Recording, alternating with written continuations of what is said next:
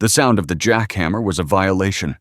It was a brutal, percussive intrusion into the quiet, ordered world I had so carefully, so lovingly constructed. From my own modest home on Whispering Pines Lane, I couldn't actually hear the noise coming from the rental property on Oak Ridge Road, but I could feel it. It was a seismic tremor of dread that traveled through the earth, up through the soles of my worn work boots, and settled like a cold, heavy stone in the pit of my stomach. They were breaking up the concrete in the garage. An utterly unnecessary, frivolous renovation ordered by the property's owner, Vance Holloway. Holloway was a man who lived a world away in Zurich, a man born into a fortune he didn't earn, treating his Cedarbrook Hollow house like a toy, to be updated and remodeled on a whim. I had tried to talk him out of it. My voice over the international call had been a model of deferential concern, the perfect employee. "The foundation is solid, Mr. Holloway, structurally sound. A new polished floor is an expense we truly don't need to incur." But Holloway, insulated by an ocean and a mountain of cash, had waved away my practicalities with an airy laugh. "Let's give it a modern touch, Ernest. Polish it up for the summer renters. Spare no expense." Spare no expense! The words of a man who had never known the value of anything. And so, the construction crew had arrived. And now they were hammering away at the one secret, the one long-ago mistake that lay buried 6 feet deep beneath the smooth gray surface. 12 years. For 12 years, that secret had been safely entombed. A small pink bicycle with rainbow streamers on the handlebars. A relic from another life. A life I had corrected. I had placed it there myself, in the soft, freshly graded earth of the garage foundation, just before the concrete trucks had rumbled up the drive. It had been a necessary act of housekeeping, a tidying up of loose ends. I had watched the wet gray cement pour over it, a slow, thick river sealing it away from the world. As the last of the pink frame vanished, I had felt a profound sense of peace. The girl, Emily, was safe with me now. The last remnants of her old, neglected life were gone forever. I have always considered myself a caretaker. It was my job title, yes, but it was also my calling, my very essence. I cared for things. I cared for the Holloway property with a devotion Holloway himself could never appreciate. Tending to the lawn, fixing leaky faucets, ensuring the steady stream of wealthy, careless Airbnb guests had fresh towels and a pristine environment.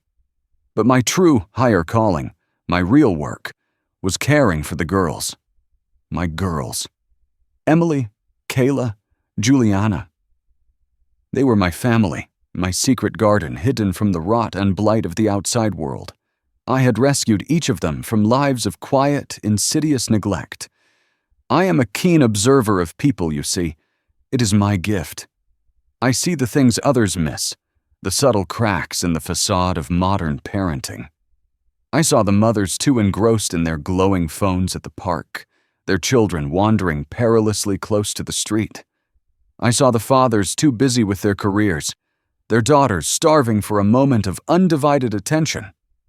I saw children left to their own devices, playing unsupervised, their precious, fragile lives hanging by the thinnest thread of parental inattention.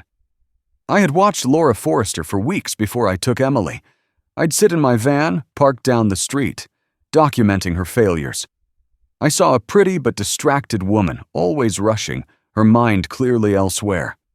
She would leave her daughter to play alone in the front yard for an hour at a time while she was inside, busy with her own life. I saw Emily, a lonely, unsupervised sunbeam, riding that little pink bike up and down the driveway, talking to herself. I knew, with the cold, hard certainty of a prophet, that I could offer her a better life, a safer life, a life of order, protection, and true focused care, a life she deserved. The abduction itself had been shamefully simple: a friendly smile, a chocolate bar, a story about a litter of newborn kittens in my van that needed a gentle hand to pet them. Children are so trusting, so eager for a moment of special attention from an adult who is truly seeing them. I had taken her to the Holloway house, which was then in the final stages of construction, a chaotic and unsupervised sight. A quick, sedative-laced juice box, and she had drifted off to a peaceful sleep in the passenger seat. I carried her small, warm body to my own home, to the bunker I had spent years preparing for just such a purpose. The bunker was my sanctuary, my ark. It was a large storm shelter that came with my house, a relic of the Cold War.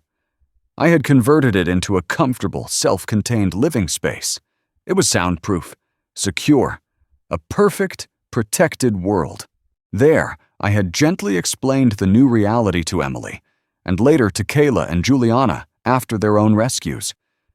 There had been a war, I told them, a terrible, swift war that had poisoned the air and destroyed the outside world.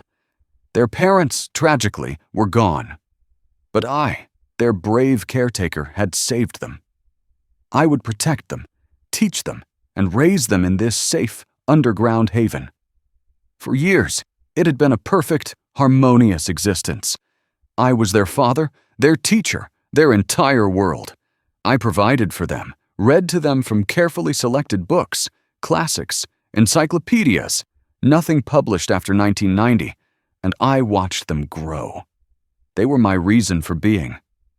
The guilt that some might imagine I'd feel was a small, manageable thing, easily silenced by the profound rightness of my actions. I was a good man, doing a necessary, difficult job. I was their savior. But as they grew older, cracks began to appear in my perfect world. They were becoming young women. They asked more questions, questions I found increasingly difficult to answer. They had moods. They whispered secrets to each other when they thought I couldn't hear, a burgeoning independence that I found deeply unsettling. The lie, my beautiful protective lie, was becoming harder to maintain. Last year, I had caught Emily, always my sharpest, most observant girl, trying to read a scrap of newspaper I had carelessly brought down with the groceries. The headline mentioned a new movie release, a detail that clashed violently with the post-apocalyptic narrative I had so carefully crafted. Her eyes had met mine, full of a terrifying, nascent suspicion. I had managed to explain it away, a piece of pre-war memorabilia, but the seed of doubt had been planted. I knew, with a growing sense of cold panic, that my time with them in this perfect form was running out. They were outgrowing the bunker. They were outgrowing me. The thought of them leaving, of them entering the corrupt, neglectful world I had saved them from was unbearable. They were not equipped for its cruelty. So, I had made a new plan, a painful but necessary one. Through the shadowed, anonymous corners of the dark web, I had found people, professionals, discreet and wealthy, who could find new homes for the girls. They would be cared for, I told myself, in luxurious, protected homes in other countries, places far away where their pasts could never find them. It was another form of caretaking, another rescue. I was arranging for their safe passage into a new, secure life. The word the dark web used was cell. It was an ugly, crude word. I reframed it in my mind. I was securing their futures, collecting a dowry to ensure they were valued. The renovation of the garage had thrown my careful timeline into chaos. The discovery of the bicycle was a catastrophe of biblical proportions. I was at home, polishing my late mother's silver, when the call came from Detective Harland. The name sent a jolt of pure ice through my veins, a name I hadn't heard in 12 years. I played my part perfectly, my voice trembling with feigned surprise, confusion, and concern. I deflected. I offered theories. I blamed the original construction timeline. I hoped it was enough, but then I saw it. The breaking news report on the local station. A reporter standing in front of the yellow tape at the Holloway property. And worse, much worse, I found Laura Forrester's post on that damnable online support forum she frequented. She had posted a picture of the bicycle.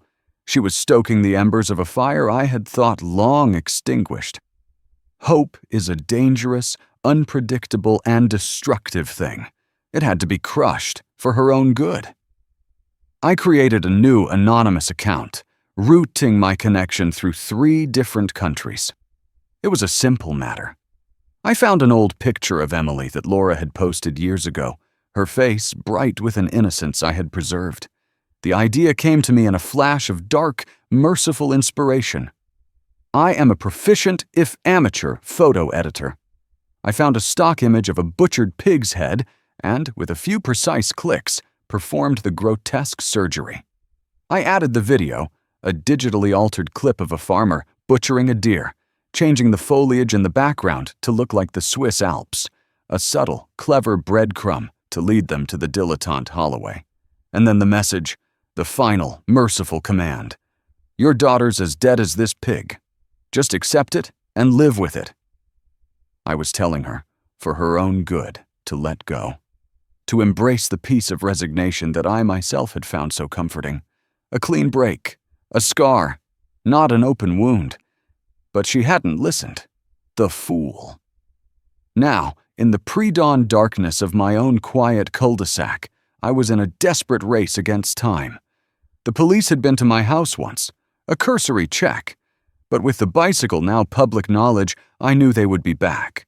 They would be more thorough. They would have dogs. They would have warrants. I had to move the girls. Now tonight, the buyers were not ready, but I had no choice. I would have to hide them somewhere else temporarily, perhaps in a storage unit I kept across town. I worked in a fever of controlled panic. First, the tea. I brewed them their usual chamomile, but this time with a heavier dose of the powdered sedatives I kept for such emergencies. A special, soothing blend for a stressful time, I told them, explaining that loud noises from the outside meant a dust storm was passing. They drank it trustingly, as always. Once they were deeply asleep in their beds, the real work began. The fire trolley, a heavy-duty red dolly from a long-ago warehouse job, was essential. I went down the ramp into the bunker, the heavy steel door sighing shut behind me, sealing out the night. The air was cool and still, smelling faintly of lavender potpourri and recycled air. The space was immaculate. 3 small, neat bedrooms, a common area with a worn sofa and a bookshelf filled with my approved selections. It was a haven. I started with Kayla. She was the lightest. I found her curled on her side, her dark hair fanned out on the pillow. She had been a sad child when I found her, sitting alone on a park bench for over an hour, while her mother chatted on the phone, oblivious. I had given her purpose. I gently rolled her onto the thick, heavy-duty black bag I'd laid out on the floor. It felt like a betrayal, a violation of my role as their protector, but it was a necessary measure for transport. I zipped it shut, the sound unnervingly final in the quiet room. Heaving her onto the trolley was a struggle. She was a dead weight of unconscious humanity. My back protested, muscles screaming. I wheeled her up the ramp, my breath fogging in the cool night air, and strained to lift her into the back of my white work van. 2 more trips. Juliana was next, my sturdy, quiet girl. I had rescued her from a crowded fairground, a lost lamb separated from a flock that didn't seem to notice she was gone. And then, finally, Emily. My Emily. My first rescue, my brightest star. I paused by her bedside, looking at her face, now the face of a young woman of 20. The same golden hair, the same delicate features. She was the one who had started it all, who had shown me my true purpose. Zipping the bag around her was an agony. With all 3 of them secured in the van, I loaded the trolley itself inside. There was no time to return it to the house. But as I was about to leave, a nagging thought seized me with the force of a physical blow. The journals. My meticulous records of their lives, their growth, my philosophies, my love. They were a testament to my care. But in the hands of the police, they would be twisted, misinterpreted, used as a weapon against me. I had to destroy them. I made a frantic trip back to the cottage on Oak Ridge Road. The police tape was a flimsy, pathetic deterrent. I slipped into the garage and retrieved the lockbox from its hiding place behind a loose panel. I drove to a secluded spot in the woods, a place I knew from my days as a Boy Scout, and burned them in a metal barrel. I watched as 12 years of my life's work, the detailed records of their first words in my care, their favorite meals, their lessons, their dreams, turned to ash and smoke, rising into the uncaring night sky. I was on my way home, the stench of smoke clinging to my clothes, when I spotted her. A car, parked at the edge of the trees on Whispering Pines Lane. My heart stopped. I squinted into the dim light, my blood turning to ice. It was her car, Laura Forrester. How? How could she be here? It was impossible, a coincidence of staggering proportions. But the cold dread in my stomach told me otherwise. She had seen me. She had followed me. She was hunting me. The world, in the form of this relentless, foolish woman, was clawing at the door of my sanctuary. I had to leave. Now I got in my van, my mind racing, cycling through contingencies that were dissolving into panic. I would drive, lose her, find a new place to hide the girls until I could contact the buyers. I pulled out of my driveway, my eyes scanning the darkness for her car, for any sign of pursuit. I didn't get far. The flashing lights appeared as if from nowhere, a sudden, blinding wall of red and blue that erupted from the darkness ahead. A police car, then another, forming a V, blocking the road. I was trapped. It was over. They pulled me from the van, the cold metal of the handcuffs a final, shocking reality against my skin. And then I saw her, Laura, walking toward the scene, her face a mask of horrified disbelief. It was her fault. All of it. If she had just accepted it, if she had just let her daughter's memory be, none of this would have happened. They could have all lived in peace. My girls would be safe. A torrent of righteous fury burst from my chest. You should have accepted it. I screamed at her, the words tearing from my throat, a final desperate attempt to make her understand the peace she had destroyed. She was dead to you. You should have just lived with it. They pushed me into the back of the cruiser. Through the wire mesh, I watched as they opened the back of my van. I saw the moment of shock on the officers' faces, the flurry of activity as they realized the bags were not what they seemed. I saw them unzip the first bag, revealing Emily. I saw Laura collapse into the arms of a detective, a soundless scream on her lips. I felt nothing, not remorse, not guilt, only a profound, bottomless sense of failure. I had failed to protect them, the world had found them, and now it would chew them up and spit them out, just as it had done to their mothers. Later, in the cold, gray interview room, they told me everything. They used ugly clinical words. Kidnapping, false imprisonment, human trafficking. They called me a monster. They didn't understand. They couldn't. He, Detective Harland, sat across from me, his eyes filled with a weary disgust. He thought he had won. He thought he was the hero. He didn't understand that he wasn't saving them. He was damning them. We know about the buyers, he said, his voice flat. We know you were going to sell them. I stared at him, at his simple, brutish interpretation of my complex, compassionate plan. I was securing their future, I said, my voice quiet, reasonable.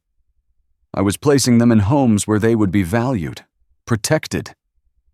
He just shook his head, as if I were a wild animal speaking a language he couldn't comprehend.